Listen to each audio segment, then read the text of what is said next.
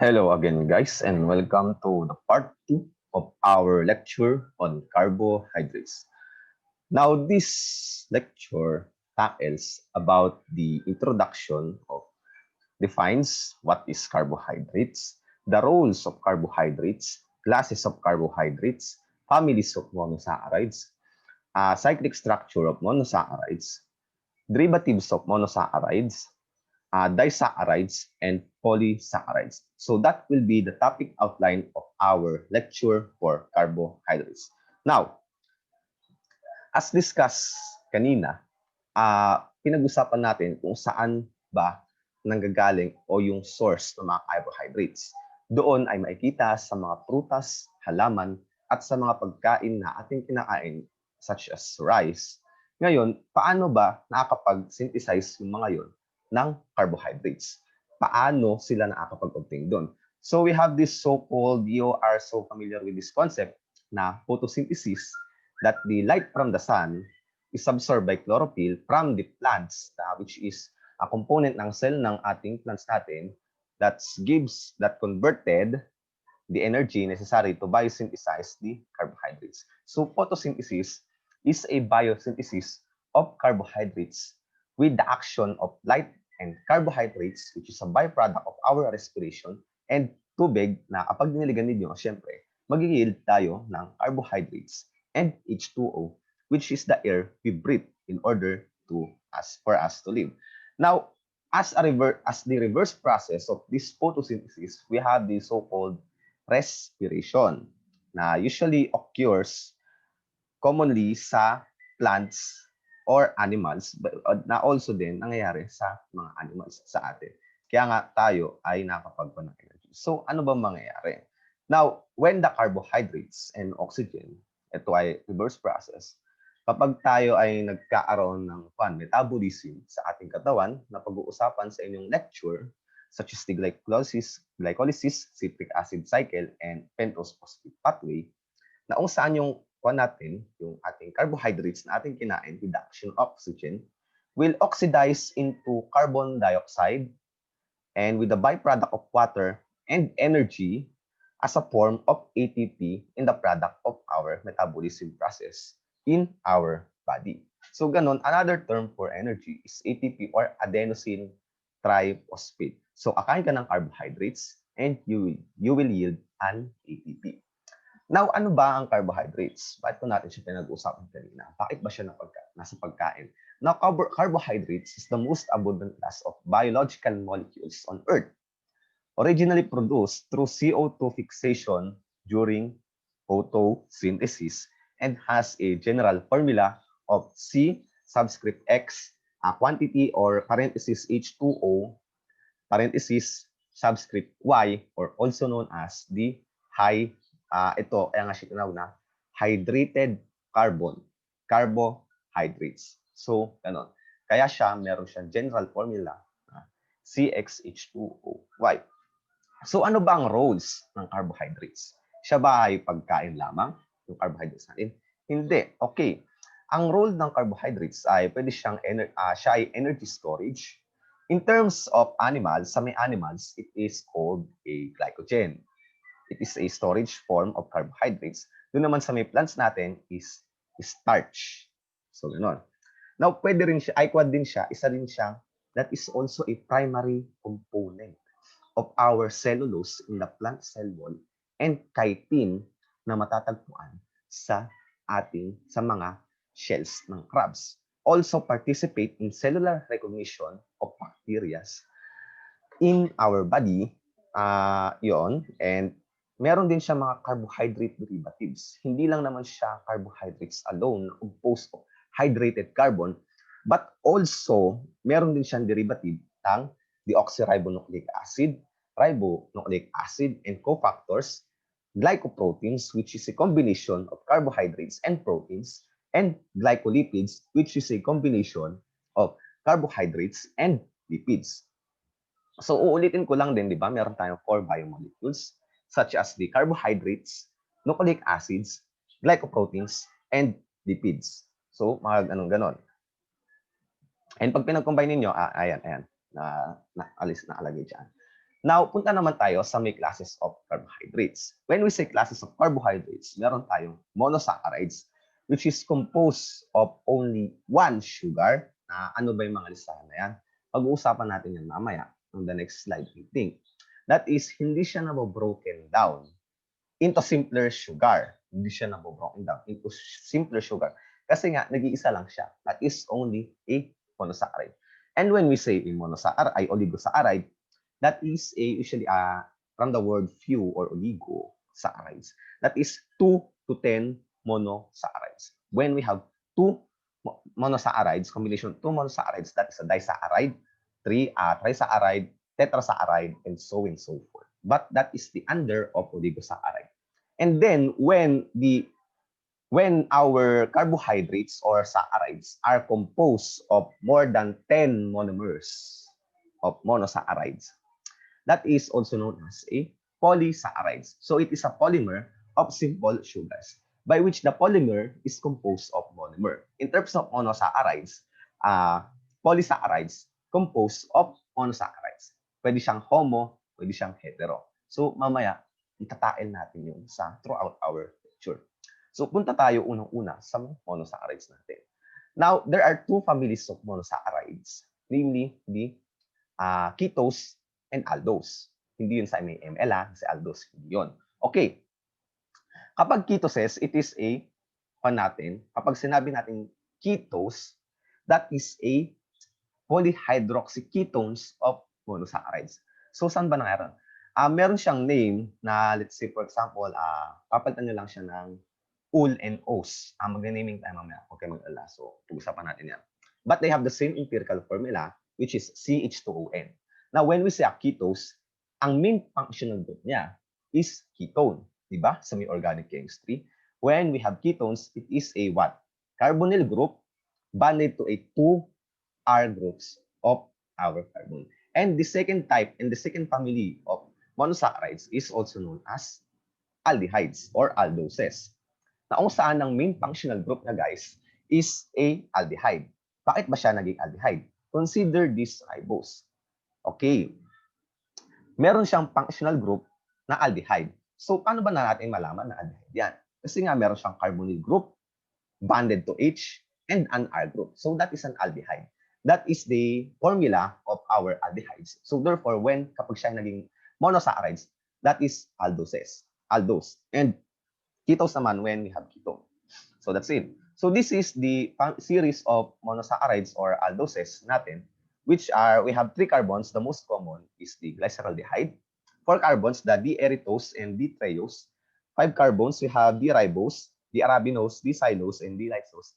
And the 6 carbons na kung saan, kung familiar kayo sa may mnemonics na ituturo sa lecture ninyo, that is, may mnemonics ninyo sa may finger natin, kung familiar kayo sa may right-handed glucose, that is the FU, or you know that word, which is the all altruist deadly make gams in gallon tanks, na sana matail sa inyong lecture, pero kung hindi naman matail, pwede kayong mag-request sa akin kung ano ba yung mnemonics yan, and gagawa ko ng video para sa inyo.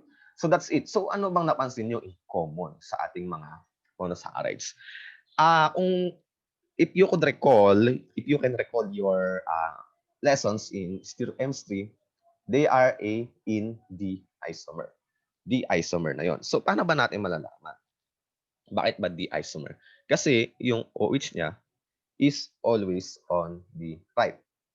On the right OH. So, that is the isomer. So, mga ganun-ganun bagay. Now, punta naman tayo sa ating series of monosaccharides, also known as the ketose. The ketose. So, ano ba yan? So, we have 3 carbon ketose, which is the dihydroxyacetone, 4 carbons, which is the D-erythrulose, and 5 carbons, which is the D-ribulose and D-cellulose, and 6 carbon, which are I shall say, na tayong D-cisose, fructose, D-sorbose, and D-agatose. So, that is the series of monosaccharides for aldose and ketoses. Now, punta naman tayo sa may stereochemistry ng ating monosaccharides natin. Monosaccharides. Now, familiar naman kayo dito, pero there are only 2 terms that you should remember in this topic, such as the enantiomer and epimers. Okay, so ano ba pagkaiba ng mga yan? Okay, consider this enantiomer, it is just a mirror images of the monosaccharides. Now, consider this, the L-glucose, suppose. Now, mag-place ka ng mirror dyan, baliktarin nyo lang. Ayan, oo. Salamin, di ba? At you could recall the histochemistry. That is the enantiomers or mirror images. Now, dito naman, sa ating diastereomer is just a pair of isomers that have only opposite configuration at one dechiral center. Napag-usapan na rin naman yan sa inyong stereochemistry na kung saan nagbabago lang naman yung configuration ng orientation ng OH dun sa may chiral compounds natin. Diba? We all know that na nagmamatter the R and S configuration for each carbon. So, yun. Now, when we have epimers, lastly, that two sugars that are deeper configuration at only one chiral center. Pero saan ba yun? Dito tayo titingin sa may pinakauna. We have alpha epimer and beta at that is an anomer, sorry. So, epimers only, nagbabari lang siya doon sa may at only one chiral center. And usually, it is at the second carbon of our monosaccharide. So, monosaccharides are chiral. We all know this because it contains 4 different substituents. And if you wish to calculate the possible stereoisomers of it, you just have a 2 raised to n, where n is the number of chiral carbons. Now, in this glucose, there are how many chiral centers here? 1, 2, 3, 4. So, 2 raised to 4. So, 2 raised to 4 is equal to what? That is equal to 16. So, there are 16 possible isomers for our glucose. So, ayan. And kapag mirror images daw siya, is kapag kinan niyo sa may mirror, just like our hand here, diba? Place it in the mirror, mag-iid ka nito. Pagpatungin ninyo, they are not identical, so therefore, they are not superimposable or hindi siya nagpapatong.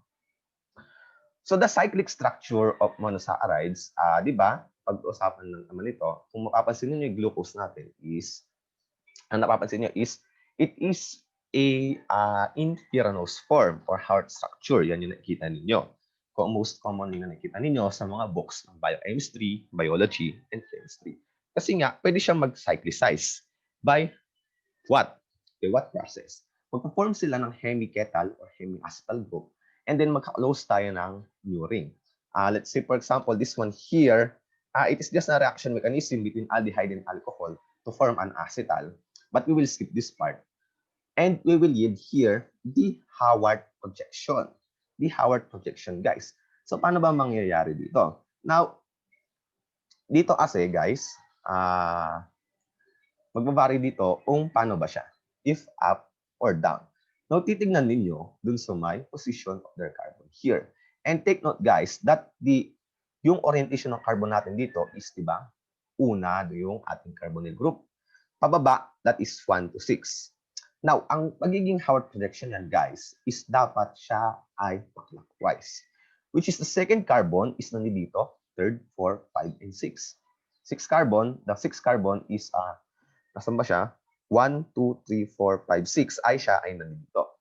Now, paano natin malalaman yan?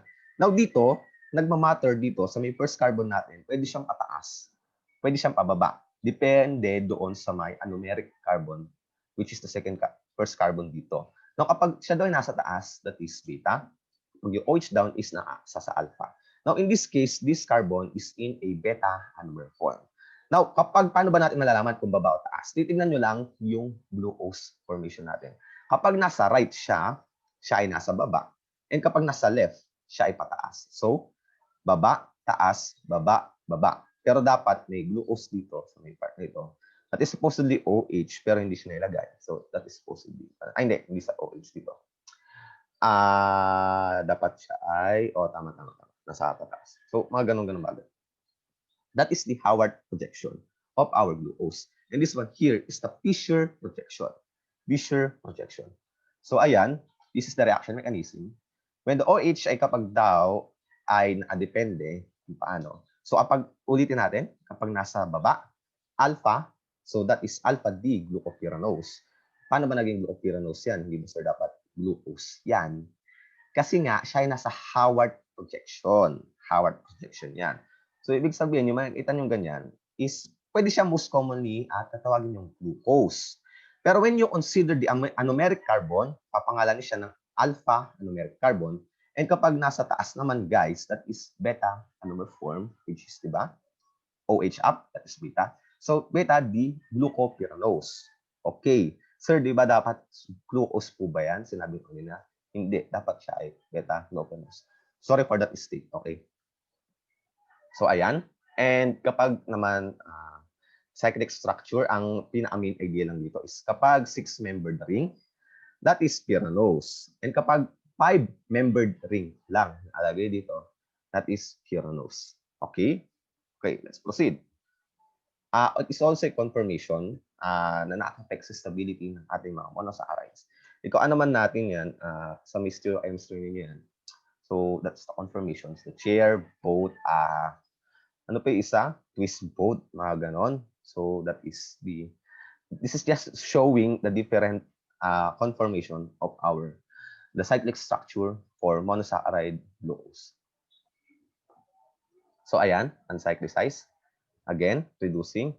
The point of this slide is here, guys, is that monosaccharides are reducing sugar because on natin, yung ating copper natin is nire-reduce. Yan.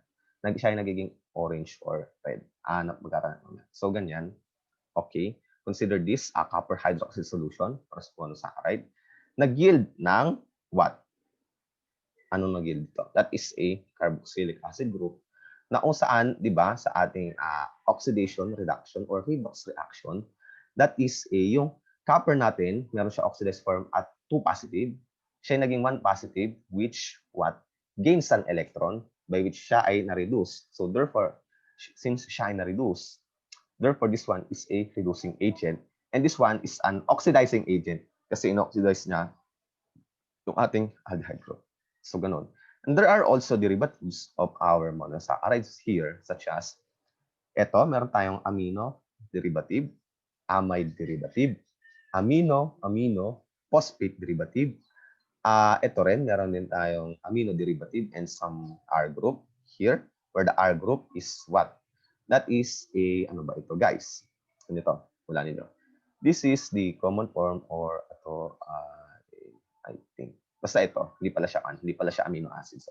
So ayan, and methyl group. So the deoxysugar and amino sugars. So mga ganun. Okay, derivatives of monosaccharides again.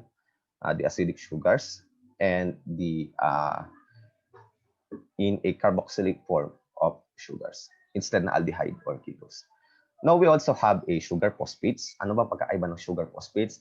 The OH group or the hydroxyl group of our monosaccharide was just replaced by a phosphate group. So sugar phosphates.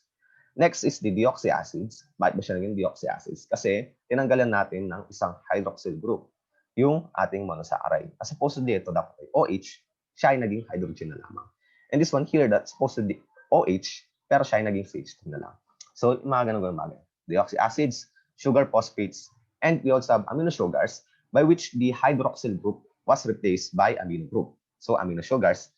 And lastly, the sugar alcohols, na mapapansin ninyo, nagbago yung functional group niya dito, na originally dapat siya ay aldoses or ketoses, pero siya ay naging alcohols na lang or OH group. So, sugar alcohols. Ano-ano ulit? Sugar phosphate, deoxyacids, amino sugars, sugar alcohols, and deoxyacids. So, we're done with monosaccharides. Punta naman tayo sa may disaccharides natin. So, ang nagdi-link, the linkage, diba? Kung sa ating amino acids, that is called peptide bond. Doon naman sa ating monosaccharides, ang linkage between doon here is the glycosidic linkage na kung saan nangyayari doon sa ating hemiacetal group. Through what? Condensation reaction kasi mag-give off ka ng water to form a glycosidic bond or glycosidic linkage here. And vice versa, kapag hydrolysis, siya ay mag-aanan. So, ganun. So, hemiacetal alcohol group, magpo-form ng OH and voila. So, this one here is both alpha-D-glucose and beta-D-glucose here. So, magpo-form siya na ganun and meron ka na ganito.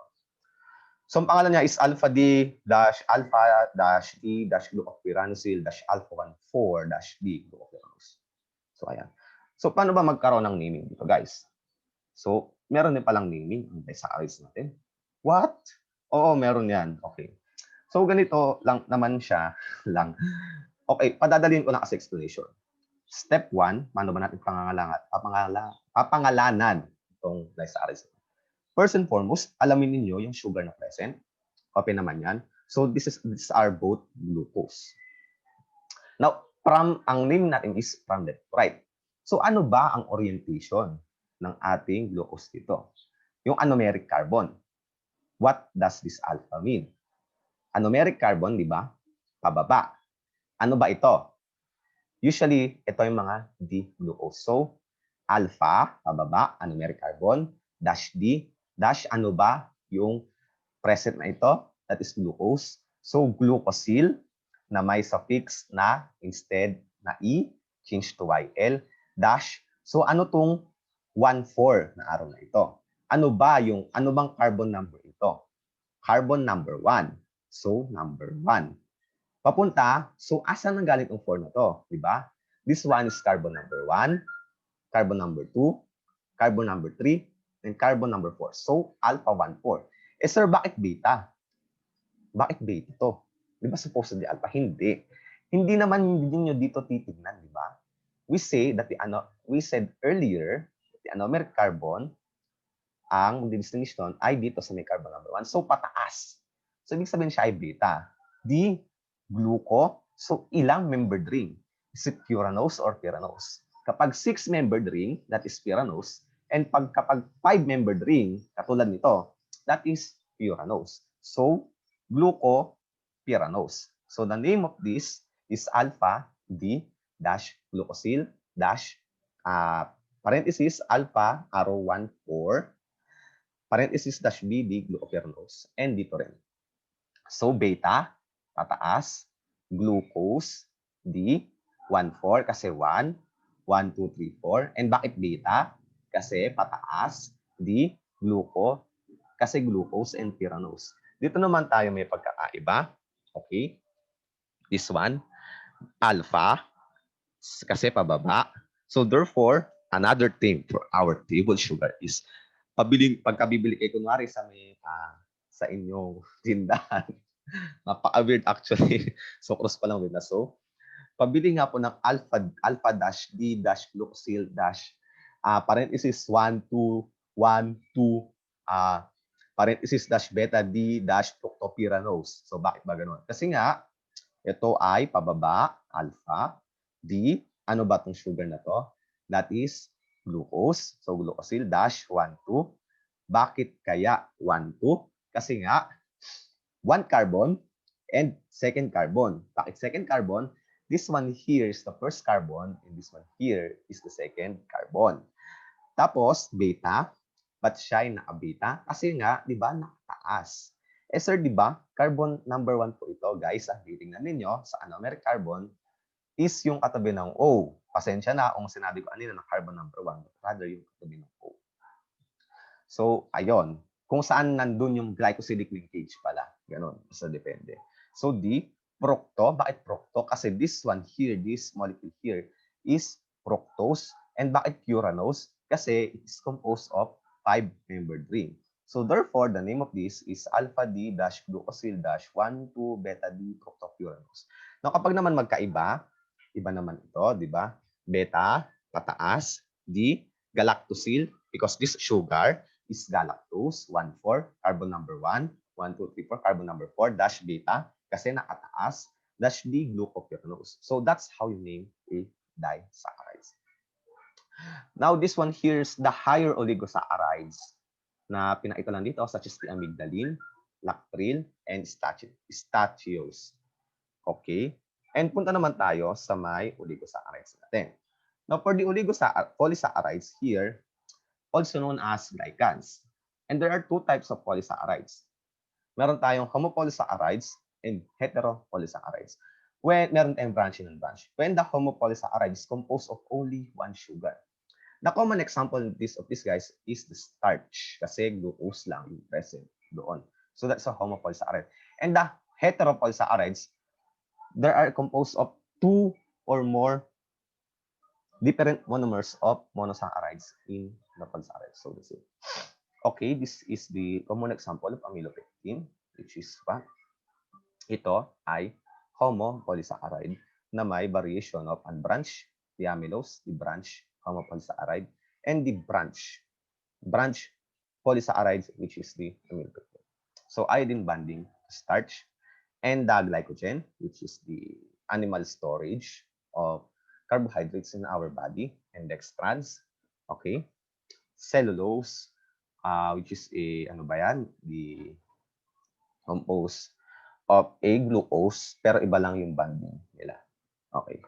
So, cellulose and amylose. Pagkaiba ng cellulose and amylose, si amylose natin is alpha-1,4 link na nanadigest natin, which is the cellulose is papel.